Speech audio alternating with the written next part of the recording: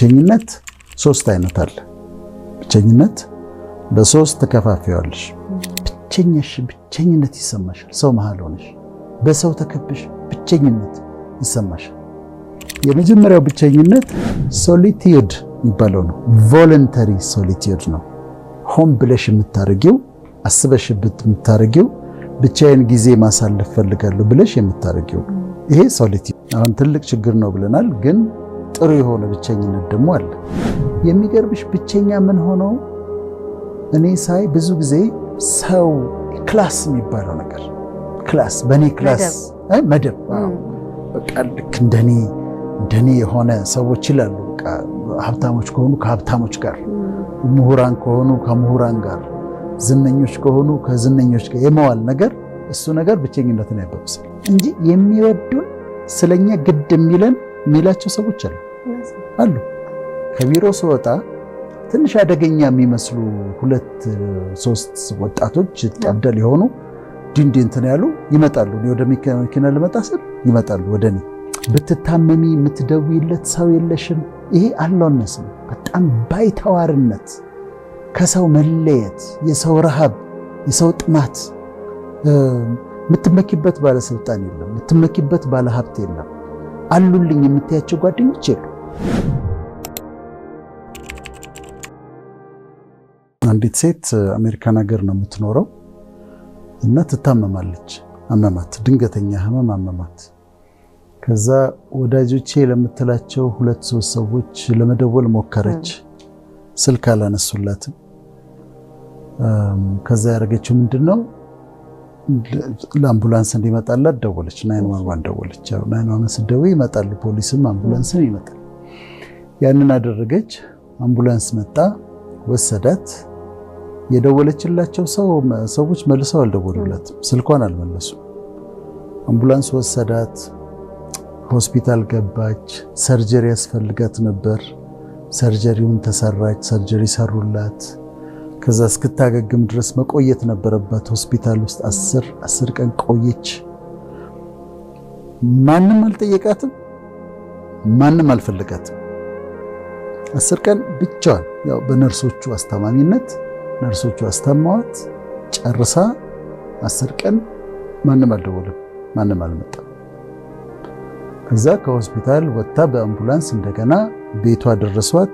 ቤቷም ደግሞ እንትን አዘውላት፣ ይሄ የመጣች ትሪት የምታረጋት ነርስ አዘውላት፣ እየመጣች እያየቻት መድኃኒት እየሰጠቻት ምን እያለች፣ እሷ ደግሞ በሌለችበት እሷ ተንፏቃ ተነሳ፣ ራሷን አስታማ ዳነች። አንድም ሰው አልመጣም፣ አንድም ሰው አላያትም። እና ይሄን ስታስቢ ለምንድን ነው ብቸኛ ምን ሆነው ብለሽ ታያለሽ። ለምንድን ነው ሰው የሌለን? does anybody care? who cares? does anybody care? ስለኔ ግድ የሚለው ሰው አለ ወይ? አንድ ነገር በሆን ስለኔ ግድ የሚለው ሰው አለ ወይ? እና በጣም ነው ልቤ የተነካው። ምን አለች መሰለሽ? ብቸኝነት አመመኝ አለች። loneliness painful ነበር። በቃ ብቸኝነትን ያየሁት painful የሆነብኝ በዚህ ሰዓት ነው። ብቸኝነት አመመኝ፣ ሰው ራበኝ፣ ሰው ጠማኝ፣ ሰውን ፈለኩ፣ ሰውን አጣሁኝ አለች። አሁን ምንድነው ብቸኝነት የሚለውን ሐሳብ እንያዝና ብቸኝነት 3 አይነት አለ። ብቸኝነት በ3 ተከፋፍያለሽ። አሁን ትልቅ ችግር ነው ብለናል፣ ግን ጥሩ የሆነ ብቸኝነት ደግሞ አለ። የመጀመሪያው ብቸኝነት ሶሊቲዩድ የሚባለው ነው። ቮለንተሪ ሶሊቲዩድ ነው። ሆን ብለሽ የምታረጊው አስበሽበት የምታረጊው ብቻዬን ጊዜ ማሳለፍ ፈልጋለሁ ብለሽ የምታረጊው ይሄ ሶሊቲዩድ ነው። ቮለንተሪ የሆነ ሶሊቲዩድ ነው። ሰዎች ገዳም ይሄዳሉ፣ ቤተክርስቲያን ይሄዳሉ፣ መስጊድ ይሄዳሉ፣ ለረጅም ጊዜ የሚቆዩበት ቦታ ይሄዳሉ እና እዛ ቦታ ላይ ብቻቸውን መሆን ይፈልጋሉ። ለመንፈሳዊ ምክንያት ብቻ ሳይሆን ለአይዲያ ለማግኘት ብቻቸውን። አሁን የቢል ጌትስን አንብቤያለሁ። ቢል ጌትስ በአመት 15 ቀን አንድ ቦታ ይሄዳል። ብቻውን የሚሆንበት ቦታ ነው። ኖ ዋይፍ፣ ኖ ኪድስ፣ ኖ ፍሬንድስ፣ ጓደኛ የለም፣ ሚስት የለም፣ ልጆች የሉም። 15ቷን ቀን የማይታወቅበት ቦታ ሄዶ ብቻውን ያሳልፋል። ያ አይዲያ የሚቀበልበት ሰዓት፣ ሐሳብ የሚቀበልበት ሰዓት፣ ብቻውን ሆኖ የሚያሰላስልበት ሜዲቴት የሚያደርግበት ጊዜ ነው። ስለዚህ አይዲያ ለማግኘት አዳዲስ ሀሳቦችን ለማግኘት አንዳንዴ ብቻሽን የምትሆኝበት አለ። መርጠሽ ነው የምታረጊው። ለመንፈሳዊ ምክንያት ለመጸለይ፣ ሜዲቴት ለማድረግ፣ ኮንተምፕሌት ለማድረግ ብቻሽን ትሆኛለሽ። እኔም ባለፈው ኢየሩሳሌም ሄጄ ነበር። ኢየሩሳሌም ሲሄድ ግን አስጎብኝ አልፈለኩኝም። እንትን እያነበብኩ ምክንያቱም ብቻዬን መሆን የፈለኩት፣ መጸለይ ነው የፈለኩት፣ ማሰላሰል ነው የፈለኩት፣ ሜዲቴት ማድረግ ነው የፈለኩት እና ሆን ብለሽ ሰዎች ገዳማት ይሄዳሉ፣ ለጸሎት ይሄዳሉ፣ ለሜዲቴሽን ይሄዳሉ። በካቶሊሲዝም ደግሞ ኮንተምፕሌሽን የሚባል በጣም ወደው ነገር አለ። በካቶሊኮች ኮንተምፕሌሽን ማለት ያኛው ኮንተምፕሌሽን አለ ሌላ ትርጉም ያለው፣ ይሄኛው ኮንተምፕሌሽን ግን ብቻሽን ሆነሽ ዩ ኦፕን አፕ ራስሽን ለፈጣሪ ተከፍቻለሽ። ከዛ የሱ ፕሬዘንስ ኢንቬድ እንዲያደርግሽ፣ የሱ መገኘት እንዲወርስሽ፣ ሐሳብሽን እንዲገዛ እንዲቆጣጠርሽ የምትፈቅጅበት ሰዓት ነው። ጥሞና ጊዜ ሆኖ ይለያል። ይሄ በፈጣሪ በእግዚአብሔር ፕሬዘንስ ውስጥ ሆነው ራሳቸውን ኦፕን አፕ አድርገው ሐሳባቸውን እንዲቆጣጠር ድምፁን እንዲሰሙ የሚያደርጉበት ሂደት ነው። ስለዚህ ይሄኛው ሶሊቲዩድ አለ። ይሄኛው ሶሊቲዩድ በጣም የሚወደድ ነው። ይሄኛው የብቸኝነት አይነት የሚፈልግ ነው። ፒካሶ ብቸኛ ነበረ። ሞዛርት ብቸኛ ነበረ። ቅዱሱ መጽሐፍ ላይ እነ ኤልያስ፣ ኤልሳ፣ ሙሴ በጣም ብቸኞች ነበሩ። ማለት የብቻቸውን ጊዜ ይወስዱ ነበረ። ብቻቸውን ይሄ የሚያስፈልግ ትላልቅ ሐሳቦችን ማሰብ የምትፈልጊ ከሆነ እና ከፈጣሪ ጋር ደግሞ ጥሩ ግንኙነት እንዲኖርሽ የምትፈልጊ ከሆነ ሆን ብለሽ የምታረጊው የብቸኝነት ጊዜ ነው። እኔ ያደርገዋለሁ። በጣም ብዙ የብቸኝነት ጊዜ ያሳልፋለሁ ሆን ብዬ የማደርገው። ስለዚህ መርጠን ቦታ መርጠን ጊዜ ለይተን የምናደርገው ወይም ደግሞ እንደ ላይፍ ስታይልሽ ሶሊቲዩድ ይሆናል። ብዙ የምታነቢ ከሆነ ብዙ የምታሰላሲ ከሆነ ብዙ የምትጽፊ ከሆነ ላይፍ ስታይልሽ ላሱ ብዙ ወደ ሶሊቲዩዱ ያደላ ብዙ ማትቀላቅ ይኖሩሻል ጊዜዎች፣ ግን ለብቸኝነት ያደላ ይሆናል። ይሄ ጥሩ ብቸኝነት ነው፣ አስፈላጊ ብቸኝነት ነው። ሁለተኛው ግን አሎንነስ ነው። አሎን you are by yourself። ይሄ ነው ሰው የለኝም የምትይው። እውነትም ሰው የለሽም። ሰው የሚያዋራሽ ሰው የለም፣ የሚደውልልሽ ሰው የለም፣ ሻይን ጠጣ የሚልሽ ሰው የለም፣ ምሳ እንብላ የሚልሽ ሰው የለም፣ ብትታመሚ የምትደውይለት ሰው የለሽም። ይሄ አሎንነስ ነው። በጣም ባይተዋርነት፣ ከሰው መለየት፣ የሰው ረሃብ፣ የሰው ጥማት። የምትመኪበት ባለስልጣን የለም፣ የምትመኪበት ባለሀብት የለም። አሉልኝ የምትያቸው ጓደኞች የሉ። እንትና አሉ ምን ችግር አለ የምትያቸው ጓደኞች የሉሽ። እና ይሄ ዘመዶች ይኖሩሻል፣ ግን የሚደርሱልሽ አይነት ዘመዶች አይሆኑም። በተለያየ ምክንያት ላይፈልጉሽ ይችላሉ። ይሄ አሎንነስ ነው። ይሄ ትልቅ ችግር ነው ለብቻው። ይሄ የቅድሙ ሶሊቲዩድ በምርጫ ነው። አሎንነስ ሰው የለኝም፣ በቃ ሰው የለኝም የምትይው ነው።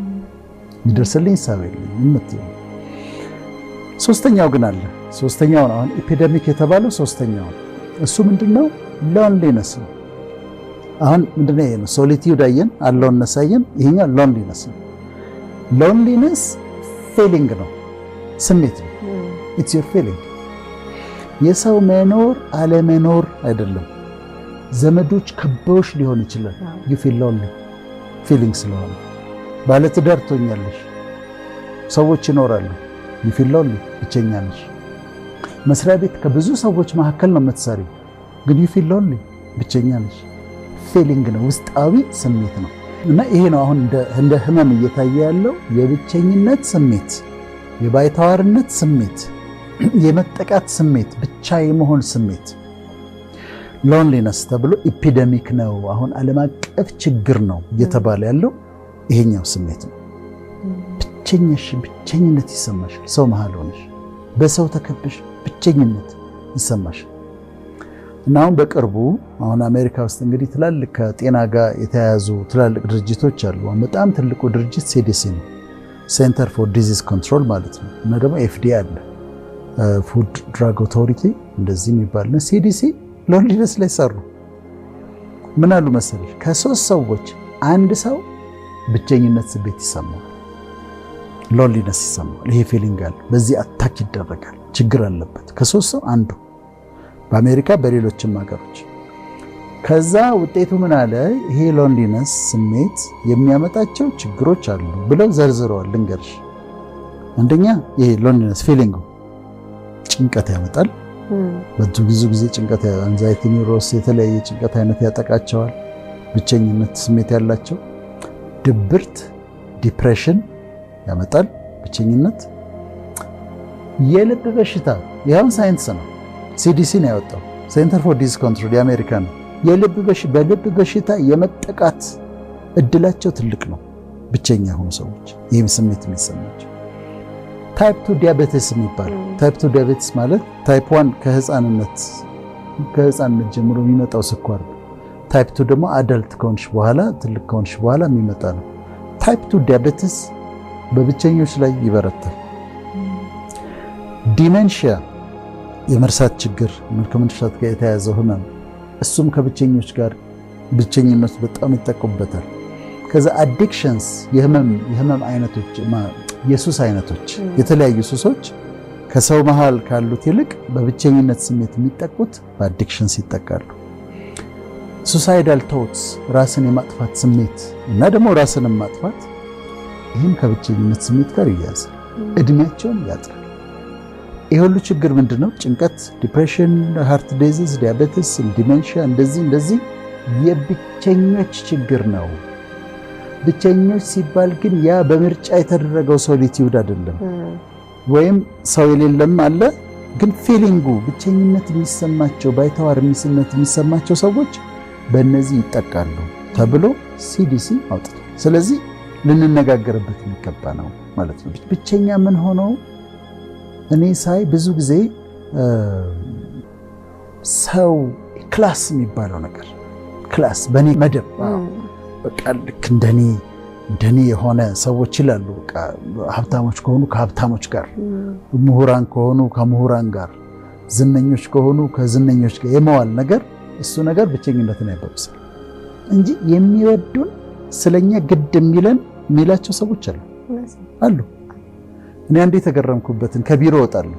ከቢሮ ስወጣ ትንሽ አደገኛ የሚመስሉ 2-3 ወጣቶች ጠብደል የሆኑ ዲንዲ እንትን ያሉ ይመጣሉ። እኔ ወደ መኪና ልመጣ ስል ይመጣሉ ወደ እኔ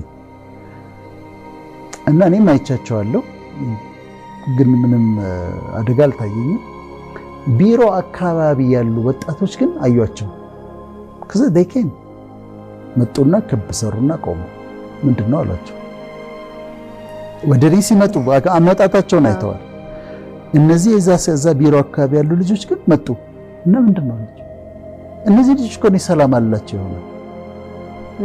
ሰው ስለምንመርጥ ነው። ጎረቤቶቻችንን አስቤቸው ቢያመኝ መተው በቃ ምናምን ብለው ጉድ ብለው እናቶች በሌላ ጊዜ ሰላም አላቸው እናቶች መተው ጉድ ብለው ምናምን ሽሮ ሰርተው ፍትፍት ሰርተው አብልተውኝ ይሄዳሉ። ሐዘን ሲደርስብሽ ነው የምታያቸው።